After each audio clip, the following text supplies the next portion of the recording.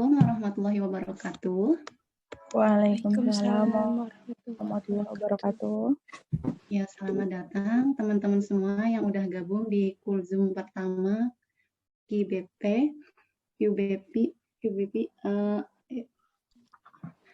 Sebelumnya saya bacakan dulu ya untuk adab Zoom kali ini. Yang pertama, kita awali dengan niat untuk menuntut ilmu karena Allah, kemudian menjaga wudhu dan memakai pakaian yang sopan, kemudian siapkan mushaf dan alat tulis, pastikan di mute dan kalau video boleh di-on-kan, dan chatnya hanya untuk tanya-jawab di sesi tanya-jawab ya. Kemudian tidak diperkenankan chat pribadi antar peserta, dan yang terakhir menggunakan nama pribadi. Yang masih pakai nama handphone boleh di-rename, silakan. Baik, sebelumnya perkenalkan dulu, saya Elok, perwakilan dari Gumin, akan memandu acara ini insya Allah 1 jam ke depan ya. Baik, saya bacakan dulu untuk profil narasumber ini ya. Ya, kita sore ini insya Allah akan belajar dengan akan sharing dengan Mbak Siti, yaitu foundernya inspiredbysiti.com. Di situ banyak banget tadabbur Quran yang udah dikemas dengan bahasa yang enak dibaca pokoknya ya. Yang kedua itu juga beliau translator, itu aplikasi belajar bahasa Arab lewat Al-Quran, dan yang terakhir juga founder program Ngafal Ngefil. Itu jadi program ngafalin Quran tapi ada tadabburnya juga, jadi sekalian ngafalin, sekalian juga mengerti apa arti yang dihafalin. Baik, alhamdulillahirabbil alamin, puji syukur kita panjatkan kehadirat Allah Subhanahu wa taala yang telah memudahkan langkah kita untuk mendatangi taman-taman surga insyaallah. Kuliah sore ini termasuk dalam taman surganya Allah ya. Kemudian salawat serta salam semoga terlimpahkan pada junjungan kita Nabi besar Muhammad SAW. Baik, untuk mulai acara kita langsung saja baca basmalah bersama-sama ya. Bismillahirrahmanirrahim. Baik, selanjutnya langsung saja kepada Mbak Siti untuk sharing tentang gimana konekin hati ke Al-Quran. Kepada Mas Siti dipersilahkan. Oke, tes. Suaranya masuk ya? Suaranya terdengar jelas? Masuk, Mbak. Masuk. Alhamdulillah, masuk, Mbak. Oke, aku share. Oke, kelihatan slide-nya? Kelihatan ya slide-nya? Ya? Kelihatan. Iya, kelihatan. Alhamdulillah. Oke, assalamualaikum warahmatullahi wabarakatuh. Sebelumnya, saya ingin mengucapkan terima kasih banyak kepada Quran Display yang udah ngajak saya buat berbagi, juga kepada teman-teman, bunda-bunda yang udah nyempatin waktunya buat hadir. Saya sangat mengapresiasi sekali keinginannya untuk masih mau belajar di tengah padatnya aktivitas weekend. Kali ini, saya akan berbagi pengalaman pribadi dalam bersahabat dengan Quran. Tapi tips yang saya bagikan ini sebenarnya bukan subjektif, karena bukan akal-akalan saya sendiri. This is proven dari observasi saya, dari survei saya sama program Ngafal Ngefil. Juga kebetulan tips ini dirincikan lagi oleh Bayinah Institute. Jadi insya Allah proven. Oke, connecting heart to the Quran where your journey begins. Oke, tak kenal maka ta'aruf, biar makin akrab. Izinkan saya sendiri memperkenalkan kembali. Saya Siti Nurjana Septiani, boleh dipanggil Siti aja nggak apa-apa. Kalau Siti kan nama sejuta umat ya, jadi yang Siti yang ini Siti Nurjana Septiani gitu. Oke. Apalagi domisili di Jakarta Selatan, kegiatan sehari-hari belajar, mengajar, menerima telepon, buat setoran, nulis postingan di web ataupun newsletter ke para member Quranic Insight. Nah, mungkin kalau di antara teman-teman bunda-bunda yang ada yang mau dapat email tentang refleksi atau pengetahuan Quran, tertarik gitu boleh banget nanti buka websitenya, nanti di situ ada paling bawah warna oranye itu ada bagian subscribe gitu. Jadi nanti setiap pekan atau minimalnya sekali dalam 2 pekan itu ada email masuk gitu.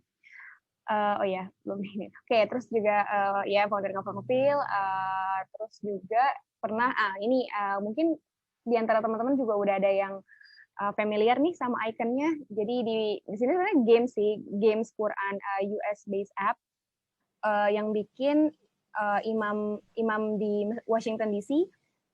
Jadi belajar kosakata bahasa Arab lewat kisah-kisah Al-Quran. Jadi di situ benar-benar potongannya semua dari Quran, bukan dari buku-buku bahasa Arab, tapi benar-benar dari Quran. Jadi buat emang tujuan game ini biar kita lebih memahami arti dalam Quran gitu sih. Jadi kebetulan sebenarnya tadinya awalnya pakai bahasa Inggris aja, karena gamesnya dari Inggris, cuman bahasa Inggris aja, cuman kebetulan Ramadan ini ditambah 6 bahasa baru, termasuk bahasa Indonesia di situ. Oke, kita langsung masuk aja ke konten. Jadi pasti tujuan utama semua yang hadir di sini ingin lebih ngefeel lagi sama Quran. Nah, tapi emang untuk bisa ngefeel ke Quran itu nggak terjadi instan 1 kali 24 jam atau ngelakuin satu cara itu selesai. Enggak gitu. Itu butuh proses, dan para alumni ngefeel aja itu butuh sebulan gitu untuk pembiasaan. Kayak Ramadan aja, kayak Ramadan kan Ramadan hawa nafsu kita ditempa gitu ya selama sebulan. Nah, ya kurang lebih sama lah gitu. Jadi pembiasaan.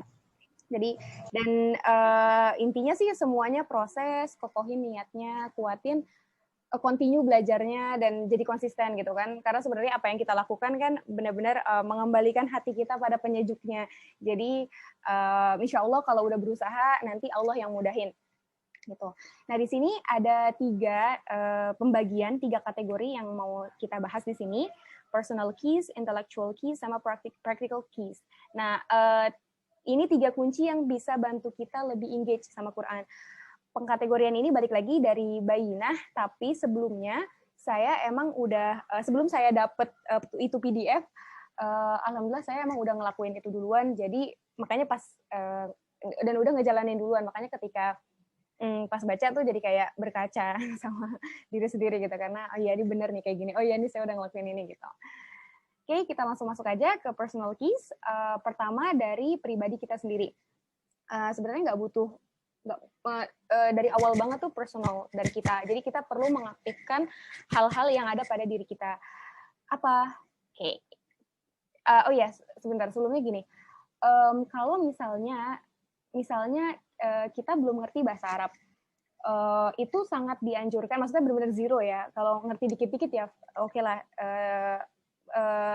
Kalau belum ngerti bahasa Arab sama sekali, mendingan sangat dianjurkan sekali untuk baca Quran dengan artinya, benar-benar dengan artinya, karena kita perlu tahu ayatnya ngomongin apa gitu. Jadi kalau bisa bahasa Arab ya lebih bagus lagi gitu, lebih kelihatan, lebih berasa lagi miracle-nya gitu. Jadi itu kunci utama ya. Nah, oke. Yang pertama, jadi ketika buka Quran, rasakan emosi. Yang pertama, hubungkan konsep kisah adegan di Quran dengan emosi nyata dalam hidup kita.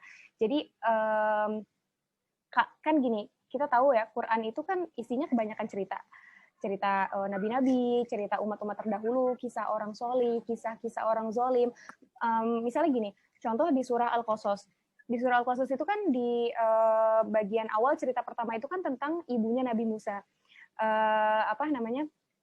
Kita bayangin ketika ibunya Nabi Musa itu menghanyutkan. Jadi gini, kita kalau baca tuh jangan yang kayak, oh ya udah, oh ibunya menghanyutkan, oke, gitu, kayak secepat scanning gitu. Enggak, tapi kita juga bikin adegan yang di shoot di Quran itu kayak kalau kita jadi di situ gimana gitu. Realnya emosi nyata di kehidupan kita tuh gimana? Kayak ya itu balik lagi ya Al-Qasas, kalau salah seorang ibu nganyutin bayi yang nggak bisa nyelamatin dirinya sendiri. Kita nggak usah yang masih bayi, kita yang udah sekolah aja kadang namanya seorang ibu tuh khawatir gitu, kayak bisa nggak ya dia jaga diri gitu. Nah ini di kondisi yang seperti itu, mau nggak mau ibunya Nabi Musa tuh cuma 2 pilihan, nurut Allah atau enggak gitu. Tapi kalau nurut Allah kelihatannya pahit banget nih, nganyutin bayi ke sungai yang deras banget gitu, kayak gitu. Jadi kita juga harus ngerasain, oh iya ya ternyata berat banget nih ibunya Nabi Musa gitu. Kayak gitu pasti sedih banget. Terus juga atau Nabi Musanya ketika menghadap Firaun, raja terzolim, itu jangan kita ketemu raja, oke, gitu. Tapi kita rasain emosinya kayak ini raja terzolim kok, yang udah nggak punya lagi hati nurani. Berarti dak-dikduk parah gitu. Ibaratnya, dan sebenarnya gini ya, aku pernah kerja dulu di mana, di suatu tempat yang bosnya tuh galak banget. Kalau bosnya galak itu belum tentu gini, orang jangankan orang ngomong, orang mandang aja tuh nggak mau gitu, kayak ada dia gitu, kayak langsung hening gitu satu kantor. Nah, ya sama gitu sama Firaun. Jangankan orang nasehatin, itu di situ yang ngomong, yang ngelihat Firaun aja tuh pada segen gitu, nggak berani gitu. Tapi Nabi Musa harus menghadapi dan harus ngajak dia gitu. Jadi kita rasain emosinya, oh iya pasti nervous parah gitu, pasti gugup banget, dak-dikduk bukan main gitu, kayak gitu. Jadi rasain emosi.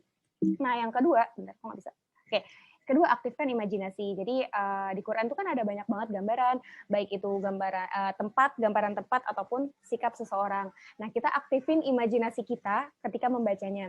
Jadi misalnya gini, di Quran itu kan kayak misalnya di surah Al-Qalam ada tentang cerita suatu kebun ya, terus ada di surah lain ada gambaran neraka, gambaran surga, terus tentang sikap ada sikap, misalnya sikap anaknya Nabi Nuh ketika diajak, ketika air itu udah bukan cuman hujan ya, benar-benar airnya tuh udah naik gitu. Dia si anaknya tuh udah ngelihat itu banjir di depan mata. Dan Nabi Nuhnya tuh bilang, ayo nak gitu, ibaratnya seorang ayah gitu, ayo nak naik ke kapal gitu. Tapi anaknya malah enggak ntar saya bisa di surah Hud ya, yang surah yang tadi kita dengar, enggak saya bisa nyelamatin diri saya sendiri, nanti saya naik aja ke gunung atau ke apa gitu, kayak gitu. Jadi kita aktifin imajinasi, oh iya gitu, jadi biar lebih hidup gitu. Atau kayak contoh lain misalnya di surah Toha, ketika ada bagian a'udzubillahi minasyaitonirrajim, qala hiya 'asaya atawakkau 'alaiha, itu bagian tongkat. Kan Nabi Musa awalnya nggak tahu kalau tongkatnya bisa berubah kan.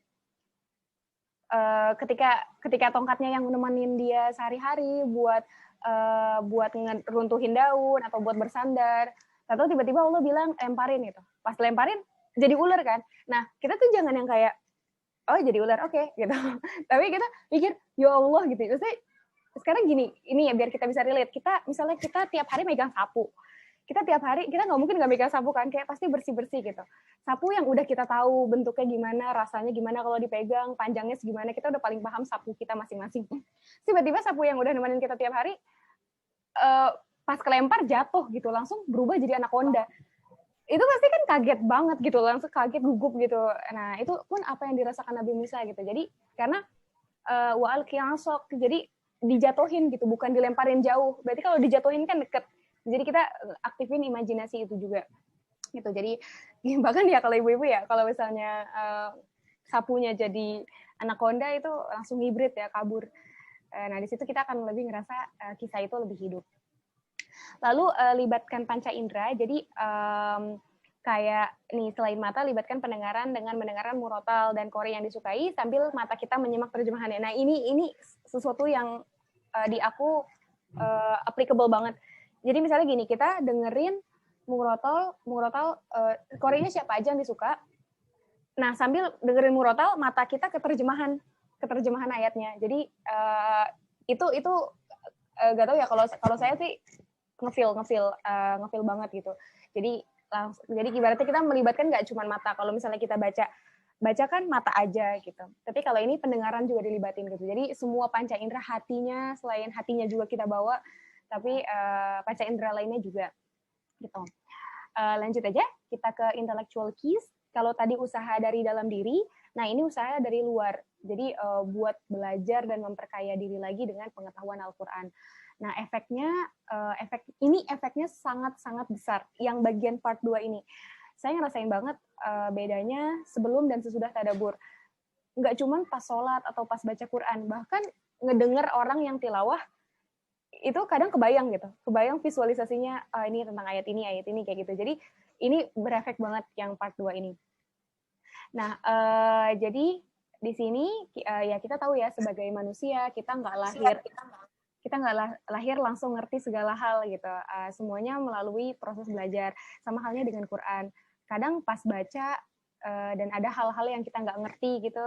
Nah, untuk mengisi gap itu biar nggak misunderstanding, kita bisa konsultasi ke beberapa referensi ini. Di antaranya surah overview, asbabun nuzul, tafsir atau commentary, sama bahasa Arab ayat. Nah, gini, surah overview dulu.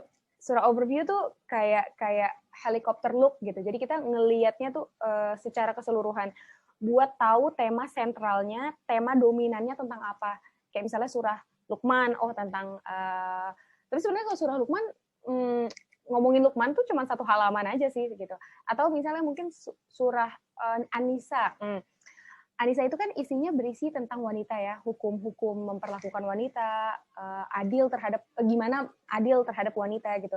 Di situ ketika kita baca surah overview, kita dapat gambaran dan ya balik lagi kita jadi ngerti, ternyata Allah se-care itu ya sama perempuan gitu. Jadi begitupun di surah lain, kayak misalnya surah yang kontroversial, surah At-Taubah. Itu kan sering banget ya surah At-Taubah dijadiin alat buat nyerang Islam gitu, kayak karena isinya perang-perang, isinya suruh pukul apa gitu, kayak suruh ya gitulah yang azab-azab gitu. Jadi kadang kayak gitu, dan aku pun dulu senegatif itu. Jadi senegatif itu sama surah itu. Tapi jujur aja pas aku pelajarin, hafalin satu surah, terus justru malah makin sayang gitu. Justru malah makin sayang sama Allah gitu. Nggak kayak sebelum belajar. Yaitu surah overview ya. Terus yang kedua adalah asbabun nuzul. Asbabun nuzul mungkin kita taunya asbabun nuzul itu sesuatu yang menginspirasi ayat. Nah, itu sebenarnya bukan menginspirasi ayat. Jadi asbabun nuzul itu apa yang melatar belakangi ayat itu turun sebagai solusi, dan itu beda. Aku setuju banget sama ulama tahun 1900-an namanya Hamiduddin Farahi. Samanya aman. Maaf. Oke. Jangan. Tuh. Sana dulu. Oke, aku setuju banget sama ulama waktu itu, ada namanya Hamiduddin Farahi.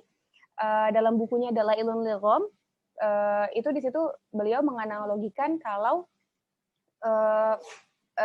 asbabun nuzul tuh kayak ibaratnya orang sakit yang punya masalah terus ke dokter, pas dikasih tahu dokternya nulis resep, ya udah ini gitu. Jadi ibaratnya nih something wrong, something going on di dunia, ada sesuatu yang salah di dunia.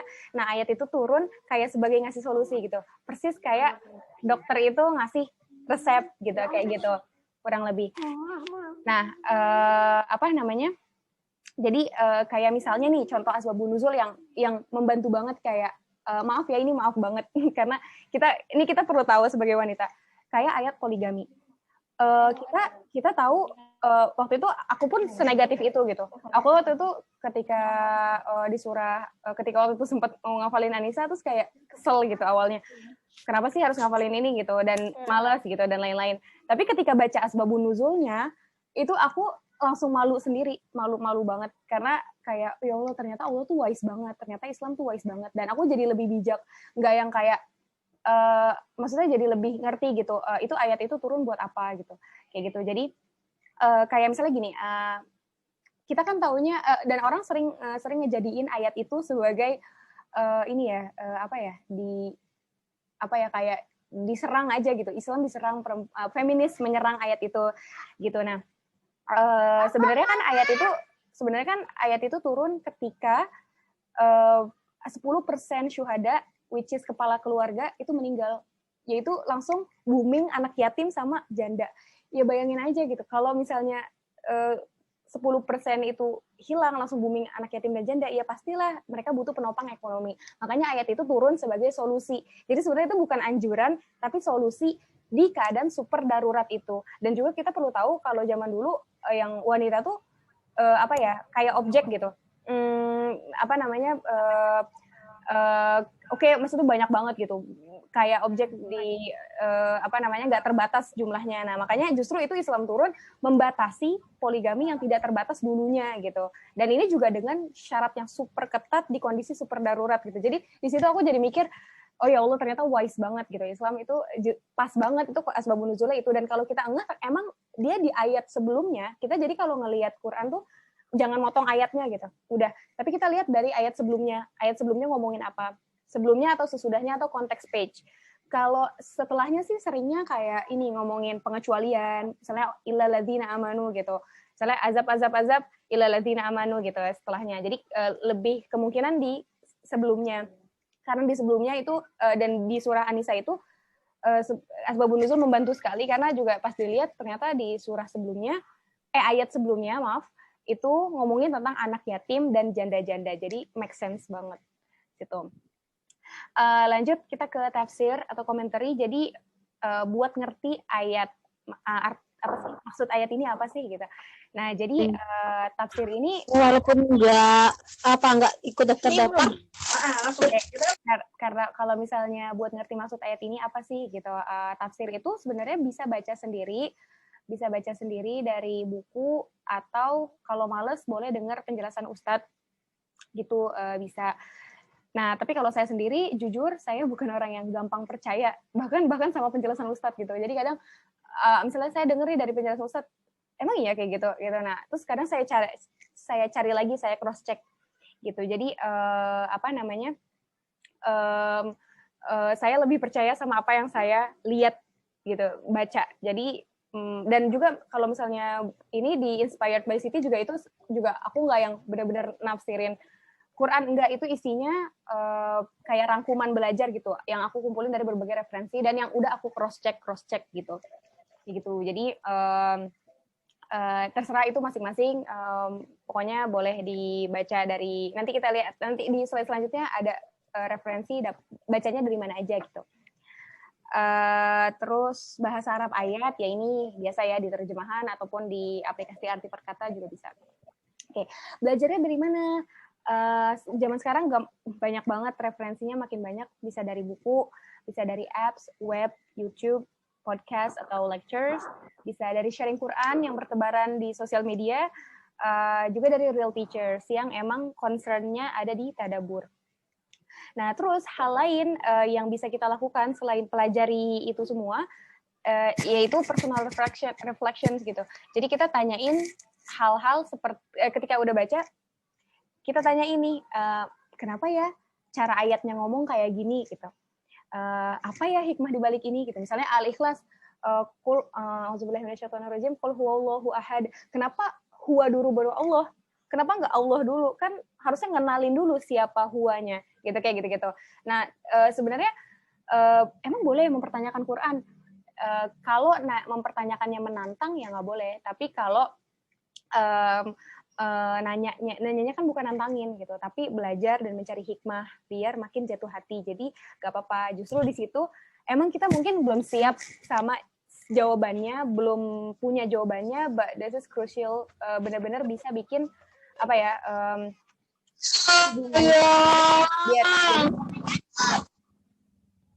jadi benar-benar bisa bikin bisa membantu, sangat-sangat membantu pertumbuhan dan keterikatan kita dengan Al-Quran gitu. Kayak misalnya surah Al-Qalam, kenapa Allah bersumpahnya pakai pena? Ketika ngomongin Nabi Muhammad itu bukan orang yang gila seperti apa yang orang kafir katakan. Dan ternyata pas belajarin, oh ternyata itu. Jadi kapanpun ngelihat pena tuh kayak video aku tutup berarti nggak kelihatan aku kan? Oke, ya gitu. Jadi intinya bisa di personal reflection itu. Pokoknya itu semua yang akan menemani perjalanan kita dengan Al-Quran. Lanjut ke practical keys. Nah, ini kunci praktek gitu. Kalau tadi yang pertama personal dari pribadi sendiri, yang kedua dari intelektual, usaha kita mempelajari sesuatu. Nah, ini masuk ke pengamalan kita gitu, prakteknya. Oke. Yang pertama adalah do ya, amalkan. Jadi gini, Rasulullah SAW is the walking Quran, so let's walk the walk.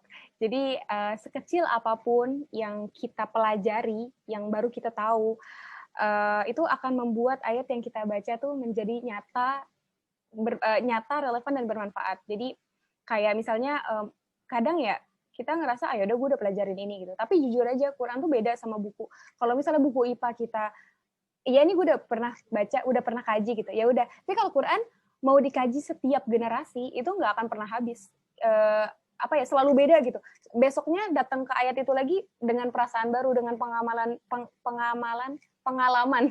dengan pengalaman baru itu beda gitu. Jadi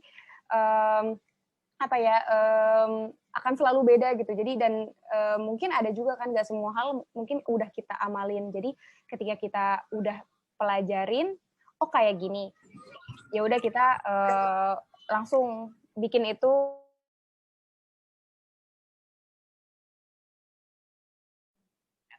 Oke. Lanjut ke lanjut ke tuliskan. Oh ya, terutama ini ya, mungkin di sini banyak anak-anak, bukan anak-anak, yang suka ngejurnal Quran, ya Quran journaling. Nah emang sebenarnya Quran jurnal, mungkin ada sebagian orang bilang, ya Quran jurnal mah buat orang yang rajin aja, itu nulis-nulis gitu. Tapi sebenarnya menulis itu benar-benar ngefek, kita perlu ngikat pengetahuan baru itu di renungan pribadi kita, di buku khusus, di jurnal khusus, file pribadi. Mungkin kalau yang orangnya rebek kayak saya kalau nulis tuh kayak ngedraft banget. Jadi demennya ngetik, makanya punya blog. Maksudnya biar rapih gitu ada di situ. Nah, kalau misalnya kita cuman belajar Quran, dengar penjelasan Ustadz, udah itu kayak masuk kuping kanan keluar kuping kiri. Tapi kalau ditulis, tadinya nempel cuma 30%, kalau ditulis tuh jadi 50 gitu. Jadi lebih apa ya? Lebih lekat gitu. Karena proses menulis itu ibarat mengukir pelajaran dalam pikiran gitu. Jadi lebih nempel walaupun nantinya kita nggak sempat baca lagi. Gitu. Apalagi ya? Ya udah itu aja dulu. Oke, lanjut ke bagikan. Nah, jadi mungkin kalau kita ngerasanya kalau makanya tulisnya bagikan ya, bukan ajarkan. Karena kalau ajarkan ya paling kita ngajarin ke anak-anak kita. Tapi kan sebenarnya Quran itu sebisa mungkin apa yang kita tahu kita langsung sebarkan ke yang lain juga gitu. Nah di sini kita perlu bagikan apa yang kita udah pelajarin, ayat-ayat favorit kita ke keluarga, ke teman, dan buat cerita dan pengajaran Quran itu menjadi hidup. Jadi terutama bagi anak-anak nih, saya ngerti kayak misalnya gini. Ketika kita membagikan, kalau waktu itu di bulan April saya pernah sharing juga yang bagian di Quran Journal ID di situ, tapi waktu itu saya bilangnya make it as a responsibility, bikin itu jadi amanah. Karena kayak gini, misalnya nih saya dengerin nih belajar alif kelas gitu, oh ya udah gitu, karena buat diri sendiri ya udah, jadi ikut flow diri, ikut arus diri. Kalau mau sambil rebahan ya rebahan, malas-malasan ya malas-malasan.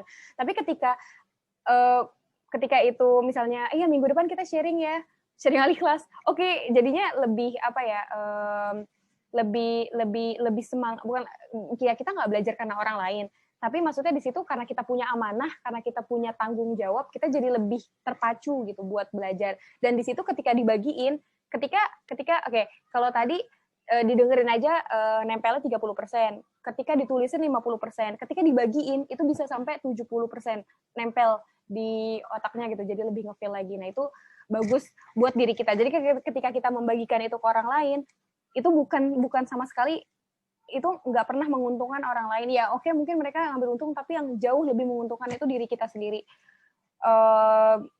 Kayak misalnya ada orang nih yang misalnya ngajak sharing, itu ngajak belajar bareng, ya nggak apa-apa, aku senang banget. Karena jujur ketika aku berbagi itu aku nggak pernah ngerasa itu menguntungkan orang lain gitu, itu menguntungkan diri aku sendiri. Jadi ya udah gitu, selagi menguntungkan diri sendiri kenapa enggak.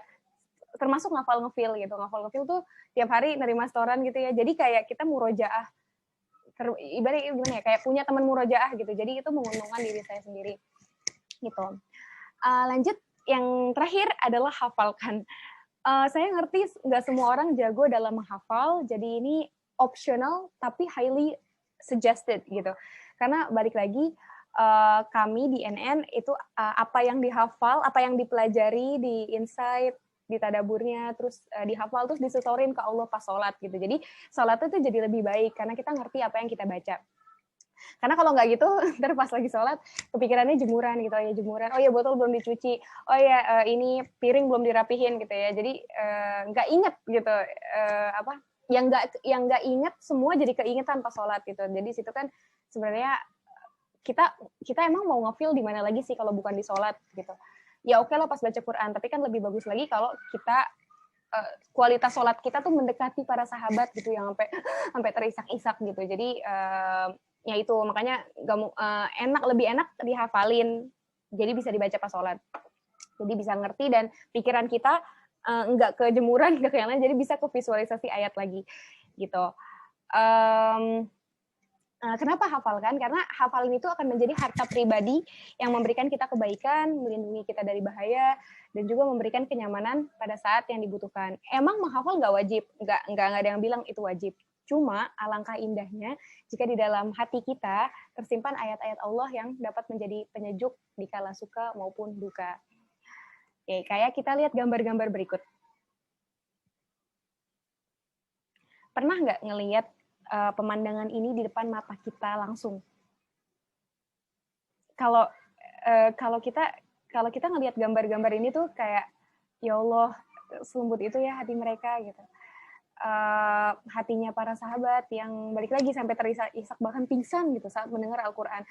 Kadang jadi bertanya-tanya gitu sama diri sendiri, kok bisa ya mereka kayak gitu? Sedangkan kita yang dibacain ayat neraka aja masih bisa ketawa-tawa. Jadi dan ketika dipelajarin, ketika makin belajar, makin banyak belajar, makin punya effort gitu ya untuk mendekat ke Allah, jadi makin iya ternyata mereka bukan hanya paham makna, tapi mereka juga bisa ngerasain Al-Quran itu lagi ngomong sama mereka gitu. Jadi mereka se-ngefeel itu sama Quran. Dan semoga kita juga bisa kayak mereka ya, pelan-pelan. Amin, amin. Terus juga mungkin kalau ada bisikan setan ya, kan kadang kita udah mau berubah, terus ada bisikan syaitan bilang, udahlah, udah terlambat gitu, udah tua, lihat udah kepala berapa, anak udah berapa, kamu tuh udah repot, kamu tuh udah punya tanggung jawab banyak banget, udah punya tekanan banyak banget, kamu udah kebanyakan tanggung jawab, udahlah, nge-feel Quran tuh buat orang yang nggak punya kerjaan, ini mah buat yang nggak punya kerjaan gitu. Enggak. Pastikan kita tahu bahwa nggak ada kata terlambat sebelum di akhirat. Jadi setua apapun kita, nggak pernah ada kata terlambat. Kita itu terlambat kalau malaikat Israel udah di depan rumah. Kalau main Instagram sama YouTube aja masih bisa, tentu belajar juga bisa. Jadi belajar aja, Allah itu ngelihat proses dan usaha kita, bukan hasil. Dan Allah itu maha mengapresiasi. Sulitnya kita belajar, sulitnya kita membagi waktu tuh Allah tahu. Repotnya kita tuh Allah tahu. Emang balik lagi yang nge-feel itu butuh effort, emang. Dan kita cuma perlu nunjukin ketulusan belajar aja dalam mendekat ke Allah. Gitu. Jadi intinya ya dari banyak penjelasan itu yang insya Allah nanti juga slide-nya dibagikan dan recordingnya juga. Intinya 3 sih sebenarnya yang dilakuin ini ya kalau di summarize gitu. Intinya luangin waktu, pelajari atau tadaburi, dan hafalkan. Jadi ini juga yang dilakukan di ngafal ngefeel ya. Jadi konsisten ngelakuin, insya Allah ntar kalau udah belajar dan lain-lain, insya Allah ntar ngefeel sendiri. Nanti hubungan kita dengan Quran itu terjalin sendiri insya Allah. Mungkin kata-kata terakhir, kita hanya perlu tunjukkan kebulatan tekad, karena ya biarin aja gitu. Intinya nanti sisanya biarkan hati kita sendiri yang menyatu dengan Al-Quran. Oke, itu aja. Jazakumullahu khairan. Ada pertanyaan? Oke. Mau tanya boleh? Boleh banget. Boleh. Mumpung belum ada yang tanya. Oke, mendahului boleh banget. Ya, biar nanti yang lain mungkin jadi berani nanya. Gitu. Masya Allah, aku senang banget nih bisa ikutan Zoom hari ini. Ngafal ngefeel baru tahu hari ini ada ngafal ngefeel dan lain sebagainya itu. Masya Allah, Allah kasih ilmu hari ini ya. Mbak Siti, yang mau aku tanya adalah, kita kan ibu rumah tangga pasti yang kayak tadi Mbak Siti bilang ya, kan sibuk banget gitu, sibuk terus apalagi apalagi sekarang gitu kan, pandemi nggak ada mbak dan lain sebagainya gitu ya. Kadang-kadang tuh berasa overwhelmed banget gitu loh. Kalau kayak misalnya kita ada grup tasin hafalan gitu ya, terus setorannya tuh nggak sekedar hafalan, kayak misalnya murojaahnya juga, hafalan murojaah yang udah dihafalin, terus murojaah sendiri, apa sih namanya, baca untuk sendiri, terus ada kayak hafalannya juga. Kadang-kadang tuh kita berasa yang ya Allah banyak banget sih gitu loh, kayak kayak aduh aku bisa ngerjain nggak sih ini semua gitu, kayak modelan gitu ya. Itu kadang-kadang setan tuh suka bisik-bisik gitu loh, ya udah kerjain aja yang satu, yang itu nggak usah, kayak gitu loh. Ngerti kan ya, kayak ibu rumah tangga pasti ngerti deh kayak gitu. Cuma maksudnya pingin banget gitu loh, pingin banget bisa ngerjain itu semua gitu loh. Terus apalagi gabung di Quran Based Play itu ya, Masya Allah, guma-guma dan gumin-guminnya tuh Masya Allah deh, banyak belajar dari situ juga gitu ya. Aku yang tadinya nggak gitu ngerti apa sih Quran Based Play gitu ya, main berdasarkan Al-Quran itu apa gitu, jadi mulai kebuka matanya gitu ya. Nah menurut Mbak Siti tuh gimana sih mensiasati untuk kita nih ibu rumah tangga yang jadi nggak berasa gini loh, aku ketinggalan nggak ya, terus yang aku pelajarin cukup apa enggak gitu, terus aku harus belajar apa lagi nih, dari mana mulainya dan lain sebagainya gitu loh. Karena kalau aku kan memang baru hafalan aja nih, baru hafalan per surat gitu ya, baru hafalan per surat. Nah untuk menghafal artinya itu kan effort lagi tuh ya, dan kadang surat ini yang dihafal, yang surat kemarin lupa, setengah lupa gitu, setengah lupa, setengah aduh udah nggak nempel gitu. Terus habis surat ini, surat depan takut yang ini hilang kayak gitu, karena dengan banyaknya juga kegiatan. Nah bagaimana mensiasati itu supaya semuanya bisa berjalan smooth lah gitu, insya Allah. Baik, Masya Allah Mbak Rani, pertanyaannya bagus sekali. Ini merepresentasikan ini ya, uma-uma di sini sekalian. Oke, jadi sebenarnya gini, balik lagi ya, kita sebenarnya gini, sebaiknya kita ngelis dulu tanggung jawab. Jadi gini, mungkin kalau di kertas kita tulis dulu kolom wajib kita ngapain, misalnya ngurus anak, ngurus suami dan lain-lain, yang wajibnya gitu. Nah, dari wajib itu kita bikin kolom sunnah gitu. Ya ini bahasa aja ya, terserah mau apa kayak tulis apa. Nah, di sunnah ini upgrading diri. Sebenarnya upgrading diri itu wajib ya, tapi nggak apa-apa dimasukin ke sunnah. Maksudnya kayak yang penting kita nggak menelantarkan suami kita, anak kita, atau tanggung jawab kita mendidik anak dan lain-lain. Pokoknya intinya kolom wajib ya udah di list apa yang perlu kita lakuin setiap hari. Nah, di kolom upgrading skill itu apa yang mau kita capai gitu. Misalnya balik lagi ngafal belajar Quran ini belajar seumur hidup gitu, dan nggak apa-apa pelan-pelan. Sehari satu ayat aja itu jauh lebih baik ya, maksudnya satu hari satu ayat tapi continue istiqomah itu jauh lebih baik daripada hari ini satu juz gitu misalnya, hari ini satu surah, itu doesn't work that way. Dan kayak misalnya gini, ada misalnya gini ibu-ibu ya, udah pokoknya saya mau ninggalin aja, saya mau ikut daurah hafal Quran sebulan, saya mau tinggalin suami saya gitu. Nah itu ya sebenarnya itu yang salahnya gini, dia belajar Quran sebulan fokus, tapi setelah sebulan dia nggak pernah nyentuh Quran lagi gitu. Pas dia pulang dari daurah dia nggak pernah nyentuh Quran. Nah itu yang salah gitu. Kita tuh pengen kita meninggal dalam keadaan belajar Quran gitu. Kita meninggal dalam keadaan menghafal Quran. Jadi sedikit-sedikit yang penting continue gitu. Sehari satu ayat nggak apa-apa. Jadi makanya nanti di kolom itu misalnya Mbak Rani mau fokus kemana, misalnya juz 30 deh, aku soalnya banyak dipakai di sholat di juz 30, ya udah juz 30, misalnya hari ini Al-Qari'ah misal, ya udah hari ini aku mau belajar Al-Qari'ah misalnya dari ustadz siapa yang disukain, yang preferensinya yang ngeklik di ustadz itu, di penjelasan surah ustadz itu nggak apa-apa. Nah jadi dari situ ya udah sehari satu ayat, sehari 2 ayat, dan sebenarnya bukan ngafalin arti ya. Ngafal ngefeel tuh nggak pernah ngafal arti sih. Jadi kalau nih Mbak Elok nih ininya nih salah satu pesertanya. Jadi di ngafal ngefeel mengerti gitu. Makanya balik lagi kalau kita belajar bahasa Arab kita nggak perlu ngapalin arti. Tapi balik lagi ya belajar nggak perlu yang kayak capek begitu sih, kayak yang bener-bener ninggalin semuanya gitu. Belajar dikit-dikit nggak apa-apa, seteguk nggak apa-apa gitu. Kayak misalnya hari ini kola itu berkata, kola itu paling banyak di Quran. Lumayan nih kita udah belajar satu kata, kola aja tuh udah 30% dari kata Al-Quran gitu ya. Jadi ibaratnya ya kayak gitu. Oke, hari ini belajar kola, besok ya qaumi misalnya, wahai kaumku, oh ya qaumi tuh wahai kaumku. Nah itu ya qaumi lumayan banyak tuh diulang di Quran. Jadi lumayan kita belajar satu kata tapi udah mencakup 10% Quran misalnya kayak gitu. Jadi apa namanya sedikit-sedikit dan yang penting kita tahu gap break-nya gitu. Misalnya Mbak Rani kira-kira anak-anak udah pada tidur malam, kayaknya bisa ngedenger penjelasan Ustadz malam, ya udah malam. Intinya kita kan yang paling tahu jadwal kita masing-masing ya. Misalnya kita free-nya pas anak sekolah, ya udah berarti kita belajar pas anak sekolah gitu. Jadi dicari gap-nya di sehari itu, dan nggak perlu lama, belajar aja sehari 15 menit, 30 menit, yang penting tiap hari gitu.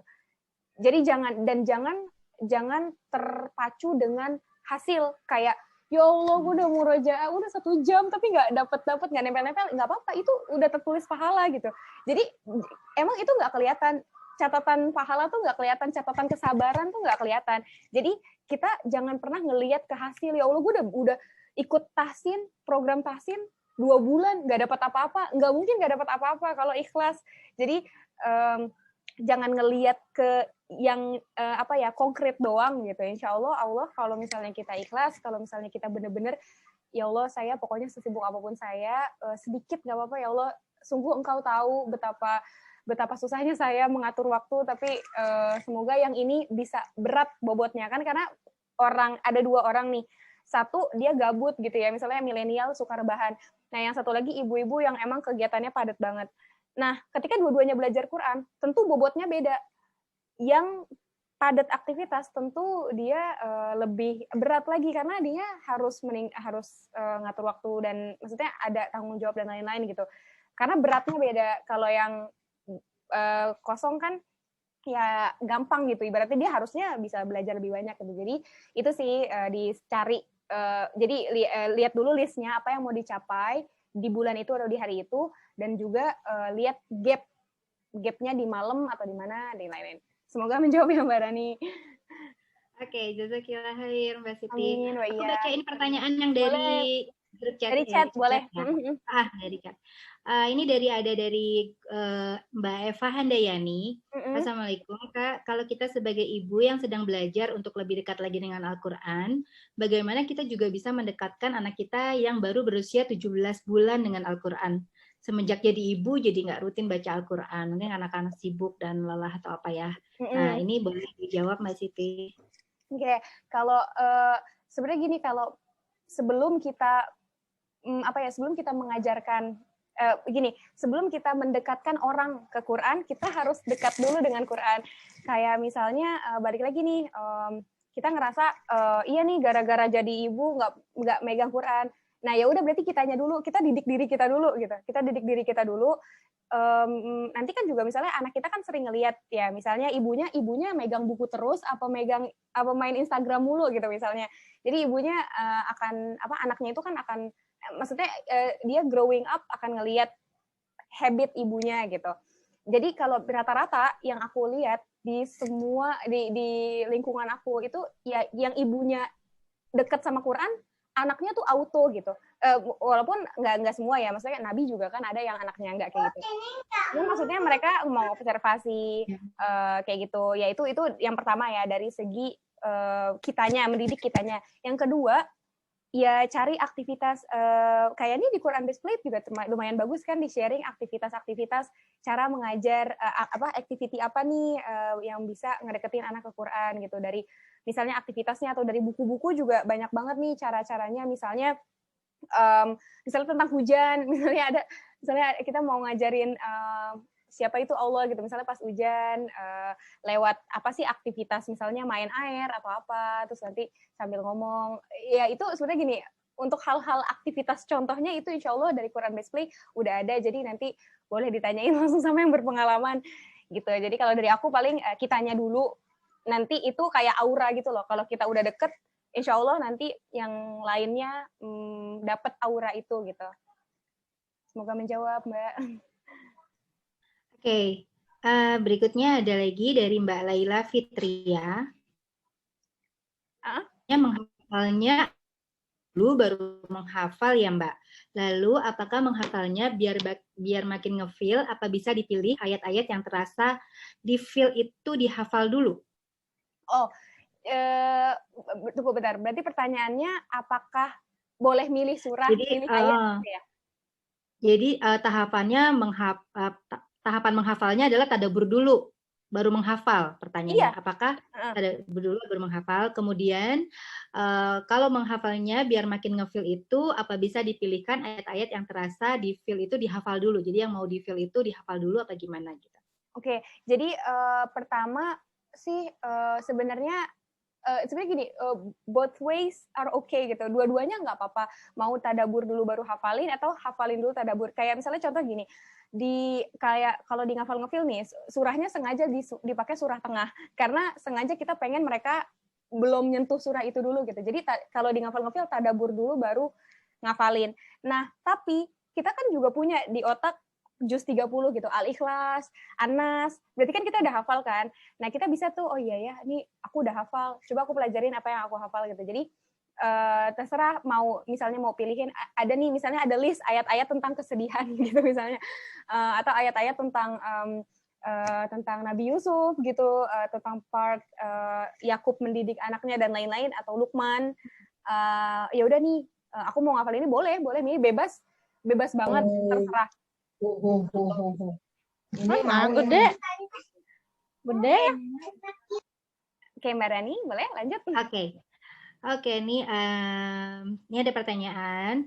Kalau misalnya, boleh nggak sih kita setoran surah dalam sholat? Kayak misalnya kita sholat, bacaannya tuh bacaan yang sedang kita pelajari untuk hafalan. Nah, tapi ternyata pada saat membaca itu ada kesalahan dan harus diulang nggak pada saat sholat itu diulang surahnya. Nah, sholatnya tuh sah atau tidak? Oke, jadi gini, yang bikin sholat sah itu kan Al-Fatihah. Jadi yang harus lancar dan benar itu Al-Fatihah. Syarat sahnya sholat itu Al-Fatihah. Dan yang tentunya wudhu ya. Jadi kalau misalnya bacaan surah pendek atau surah setelah Al-Fatihah itu, misalnya kita mau setori nih ke Allah, kita udah ngapalin surah, misalnya As-Sajdah gitu. Ya lupa itu kan manusiawi ya. Kalau melupakan, nah itu baru yang nggak manusiawi. Jadi ketika lupa ya udah misalnya lahum ya, lakum, terus kayak kita ragu, ya udah kita langsung ganti surah aja, nggak perlu mengulang sholatnya. Jadi ketika misalnya afala tatadzakkarun, abis ini ayatnya apa ya? Kita nggak tahu nih, ya udah langsung aja ganti surah gitu. Atau kalau mau langsung ruku juga boleh ruku. Halo? Putus-putus ya? Enggak.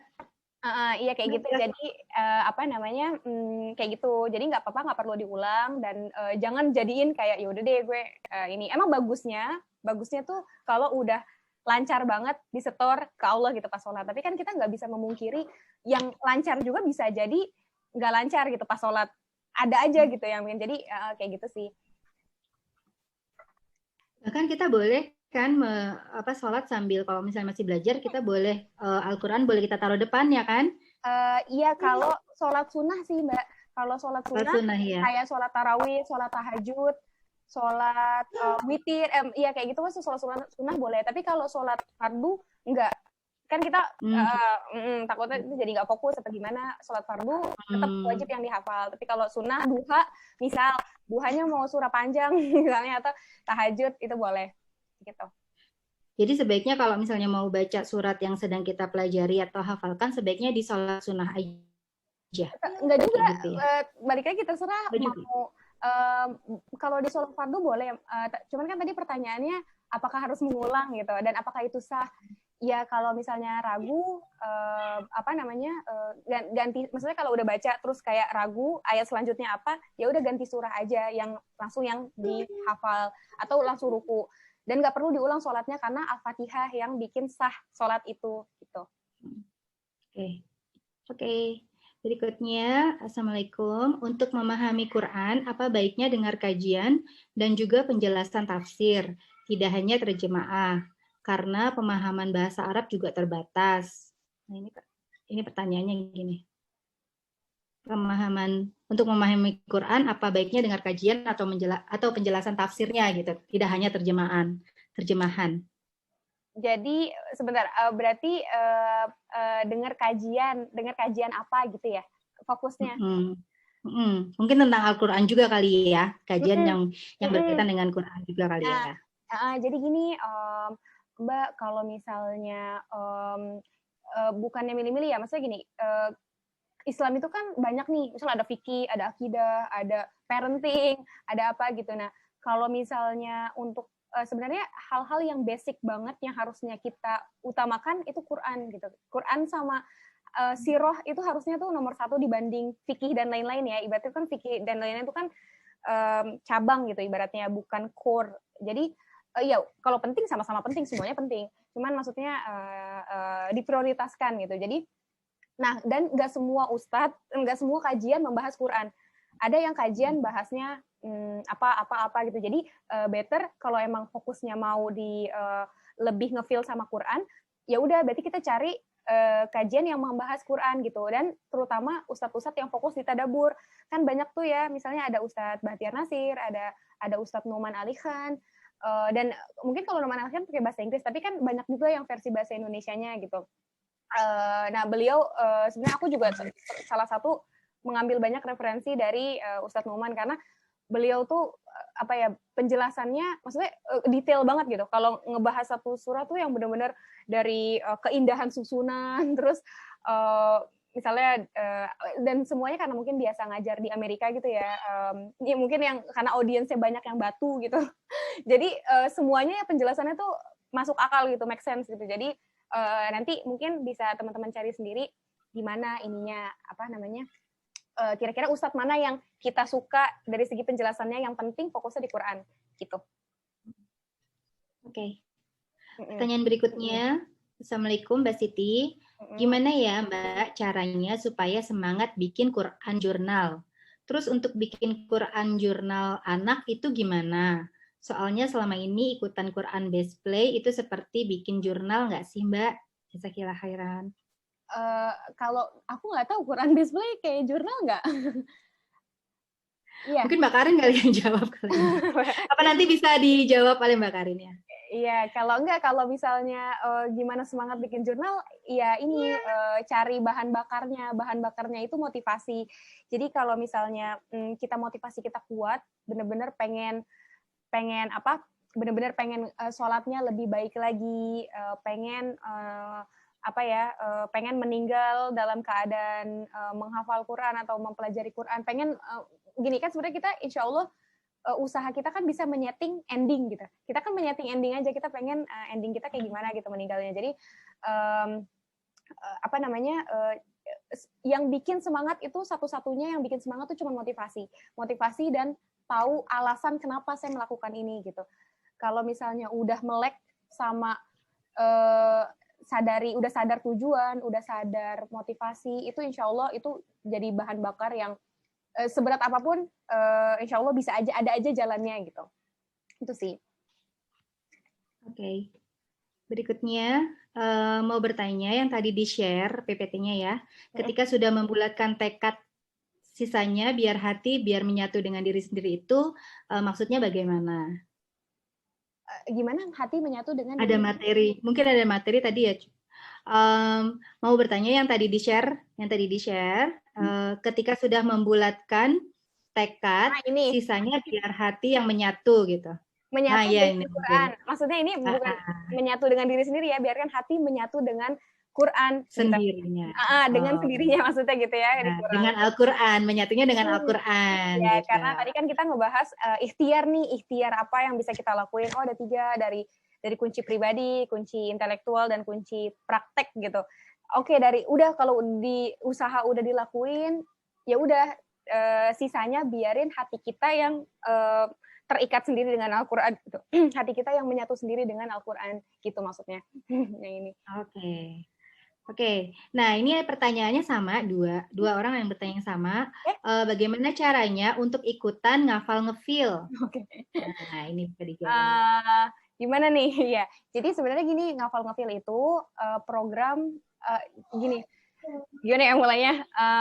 Ngafal ngefeel itu sebenarnya program yang aku sebenarnya dedikasikan buat anak muda sebenarnya, karena balik lagi bahasa di insight ya. Jadi kalau di ngafal ngefil tuh kan dikasih kayak, jadi ibaratnya karena mereka fokus ngafal, ya udah mereka nggak nyari sendiri, kita yang cariin gitu tadaburannya. Jadi mereka tinggal baca pesertanya. Nah, masalahnya insight-nya itu bahasanya anak muda banget, dan kadang ya adalah bahasa anak muda, contoh-contohnya anak muda. Jadi aku berpikir kayaknya kalau orang yang lebih dewasa di atas milenial takutnya nggak cocok, ngerasanya childish banget gitu, kekanak-kanakan banget gitu. Jadi makanya aku cuman jadiin itu ya udah tuh buat anak muda aja gitu, biar market lebih cocok marketnya, bahasanya, terus juga dan lebih gampang, bukan lebih gampang sih, kayak ya karena website aku udah ini gitu emang buat milenial, jadi kayak gitu sih. Sebenarnya ada terbatas usia, cuman aku sering banget nih dapat masukan, Mbak Siti ngafilnya ini dong, bikin buat uma-uma gitu. Aku udah sering banget ya, tapi nanti insya Allah kita lihat dulu, soalnya kan tergantung mentor ya, mentornya ada berapa, tapi ya insya Allah nanti di paling gini, kalau mau tahu iklannya di mana, paling dari website, iklannya dari website, atau kalau misalnya subscribe itu nanti biasanya dapat pemberitahuan. Tapi kalau aku tuh selalu penuh dalam waktu 2 hari kadang. Jadi nanti mungkin bisa nge-save nomornya, nomor Mbak Elok atau misalnya nomor aku. Biasanya aku nge-share-nya emang nggak di YouTube, nggak di Instagram, cuman di WhatsApp aja, karena dari mulut ke mulut aja, karena kitanya juga nggak mampu banyak-banyak gitu. Kita cuman mampu setiap angkatan tuh 38 orang gitu, yang benar-benar kita take care satu-satu, nggak yang cuman oke masuk grup ya udah mau setoran mau nggak setoran terserah gitu, nggak, kita nggak kayak gitu. Jadi kalau udah masuk tuh benar-benar kita pantau satu-satu, kita rapatin satu-satu sama panitia lain gitu, dan ada wisudanya. Jadi maksudnya jadi kita ngambil dikit tapi kepegang gitu. Jadi nggak yang kayak kalau mungkin ada ya grup yang lain dan itu harus pakai VN, kita nggak pakai VN, kita pakai telepon. Jadi terbatas banget orangnya. Aku aja udah megang 15 orang gitu, setiap hari nerima 15 telepon. Jadi makanya nggak bisa banyak-banyak itu. Jadi ya nanti doain semoga bisa keluar program ngafal ngefil buat uma-uma gitu. Ya udah. Iya nih tuh Mbak Karin bilang mungkin bisa collab nanti. Oh iya bisa, boleh. Insya Allah kita doain aja ya teman-teman guma-guma. Amin. Semoga nanti kita bisa kolaborasi yang baik-baik. Amin. Oke. Ada tambahan dari Mbak Hasna, tambahan bahwa ada nih opsinya Ustadz Hadi Hidayat dan Ustadz Nuzul Zikri juga bisa untuk dipelajari nih teman-teman yang mau belajar tafsir Quran atau hadis gitu. Oke, pertanyaannya sepertinya sudah dijawab semua, alhamdulillah. Aku kembalikan lagi ke Mbak Elok ya, Mbak Elok. Halo Mbak. Ya. Halo ya. Alhamdulillahirrahmanirrahim. Makasih banyak Mbak Siti, Masya Allah. Kayaknya peserta di sini pada seneng banget dengar sharing dari Mbak Siti. Tadi juga ada yang nanya apa? Kayaknya ada yang nggak kejawab juga ya. Aku scroll apa mirip-mirip sih, mirip ya. Ada yang ini juga penasaran sama Mbak Siti, background-nya apa kok keren banget pilih insight-nya sama Al-Quran. Juga biasa aja. Ini paling ini ya waktu-waktu ya. Di sini ada yang nanya. Iya, manajemen waktu nih kebanyakan nih, Mbak. Iya, manajemen waktu sama ini yang tadi adakah waktu-waktu tertentu di mana perasaan ngefeel ketika baca Quran dari Mbak Izati Robbi Hamia? Waktu-waktu tertentu ya?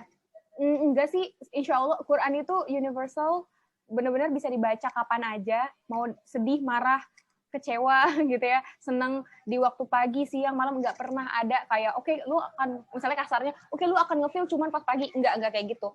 Mau lagi ibaratnya mau tidur, bangun tidur, itu nggak ada waktu tertentu, yang ada kitanya aja gitu, kitanya mau dapat waktunya kapan gitu, itu aja sih paling. Baik, udah ya insya Allah sampai ini udah jam 5 sore juga. Alhamdulillahirrahmanirrahim. Terima kasih banyak Mbak Siti atas sharingnya. Semoga kita semua dimudahkan sama Allah untuk bisa lebih dekat lagi sama Al-Quran. Kalau dari saya itu, mungkin ini ya Mbak Siti, kalau biar jurnal Quran biar bisa konsisten tuh gimana ya? Mungkin mulainya 1 hari 1 ayat aja gitu ya. Iya, Maksudnya tiada nggak perlu hari tanpa banyak-banyak. tadabbur gitu. Benar-benar. Insya Allah kalau udah 1 hari seayat itu insya Allah nagih gitu. Maksudnya besoknya, oh aku belum tahu nih, maksudnya belum ketemu sama Al-Quran kayak gitu. Oh Mbak, Ya mungkin itu Mbak salah Elo, satu tips. gimana? Ada yang nanya aplikasi Al-Quran dari Mbak Nafil Yunus ya. Mungkin tentang games aplikasi awal kali ya. Oh iya. Sebentar Masih deh. aja jelasin, oke. Bentar aku buka Quranik. Aku buka dari YouTube dari ini aja. Oke, aku share ya. Jadi bentar. Nah ini. Jadi jadi kalau nyari di Play Store nanti boleh logonya oranye, judulnya Quranik belajar Al-Quran dan bahasa Arab. Ini. Jadi di sini dia belajarnya benar-benar tunggu next sih. Nih, jadi dia tuh per kisah. Jadi biasanya lesson pertama itu kisah Maryam, lesson kedua kisah Nabi Ibrahim, Jadi ibaratnya kita belajar bahasa Arab Quran, misalnya kola artinya apa berkata. Nanti kita match gitu. Gamenya asik sih. Nanti dicobain aja langsung. Biasanya kalau settingan HP-nya bahasa Inggris, dia auto bahasa Inggris. Jadi nanti di setting dulu diganti bahasanya. Kalau terserah sih, situ ada bahasa Turki, bahasa Perancis gitu ya. Jadi di sini ngebantu sih insya Allah. Nah, dia gratis. Cuman kalau misalnya gitu, kita udah ngerjain 1, gratis nih. Nah, cuman untuk ke lesson selanjutnya itu perlu nunggu 12 jam karena yang gratis. Biasanya teman-teman aku itu pada nggak sabar. Mereka subscribe sebulan gitu. Jadi sehari 1.000 apa sebulan 30.000 pakai pulsa bayarnya. Jadi karena mereka saking pengen belajarnya gitu. Jadi mereka subscribe jadi biar nggak ada waktu 12 jam. Tapi kalau misalnya teman-teman bunda-bunda ngerasa ya udahlah nggak apa-apa nunggu 11 jam, ya nggak apa-apa gitu. Jadi biasanya dia lessonnya kelok untuk selanjutnya. Jadi tunggu dulu gitu. Itu aja. Oke, iya itu salah satu pilihan lain untuk tadabbur juga bisa pakai aplikasi itu ya Mbak Siti ya. Iya, Alhamdulillah itu belajar juga bahasa Arab. Iya, Mbak gimana nih yang udah mainin? Baru selesai 1 kisah Mbak. Alhamdulillah. Baik, alhamdulillah Mbak Siti. Insya Allah setelah belajar sore ini ya, semoga kita dimudahkan, nggak apa-apa mulai sedikit-sedikit untuk bisa dekat lagi sama Al-Quran. Dan yang penting tadi Mbak Siti sampaikan juga luangin waktu gitu ya. Memang ibu-ibu emang nggak mudah banget untuk luangin banyak waktu ya untuk Al-Quran. Cuman insya Allah kalau tekad kita kuat, insya Allah pasti Allah mudahkan jalannya gitu. Amin, pasti. Insya Allah. Dan untuk Mbak Siti ditunggu ngafal-ngafil buat ibu-ibu ya. Jauh nanti dari tawaran dari ini Quran Best Play ya. Ya, Masya Allah. Oke. Baik, baik, semua rangkaian kuliah Zoom sore ini udah selesai ya. Mari kita tutup dengan bacaan hamdalah, alhamdulillahirabbil alamin. Dan sebelumnya mari kita berdoa sejenak. A'udzubillahi minasyaitonirrajim. Ya Allah, rahmatilah kami dengan Al-Quran. Jadikanlah ia bagi kami sebagai pemimpin, cahaya, petunjuk, dan rahmat. Ya Allah, ingatkanlah apa yang kami lupa daripadanya, dan ajarilah kami tentang apa yang belum kami ketahui. Anugerahkanlah kami untuk membacanya di tengah malam dan di penghujung siang. Jadikanlah ia sebagai pembela bagi kami, wahai Tuhan sekalian alam. Alhamdulillahirrahmanirrahim. Demikian, saya mohon maaf bila banyak kekurangan. Kita tutup kelas sore hari ini dengan istighfar. Dulu, Bella. Oh iya, apa dulu, maaf, astagfirullah. Oke, teman-teman boleh dibuka ini videonya. Buat guma-guma yang belum di on videonya boleh di on. Oh, udah nih Mbak. Yang screenshot siapa? Dari Nah, yang screenshot siapa nih? Dari aku? Mau dari aku? Oh ya boleh deh Mbak Siti. Ini kan ada tiga bagian ya, jadi nanti 3 kali ya. Iya, bener. 3 slide. Tunggu, ya, bentar, Mbak Wahyu Ika dan Mbak Anita. Ya, oke, coba. Sebentar ya, oke, kita mulai ya.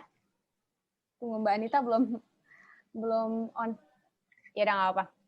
Oke, senyum terbaik. 1, 2, 3. Tunggu lagi. Mbak Wahyu Ika baru masuk ya. Oke, tunggu aku masukin lagi. Oke, 1, 2. Oke, bentar, slide selanjutnya. Tunggu, masih ada.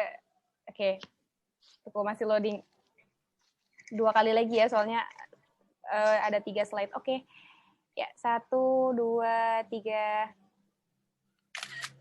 Oke, terakhir satu lagi. Oh, ini banyak yang enggak nih, Mbak Restu, Mbak Karmel, Mbak Fatia. Nggak apa-apa ya, fotonya aja berarti ya. Oke. Nggak apa-apa, Mbak. Iya, oke. Ayo, ya udah masih nyalain. Oke, yuk nyalain yang belum. Aku mulai ya. 1, 2, 3. Oke, sip, dah. Alhamdulillah.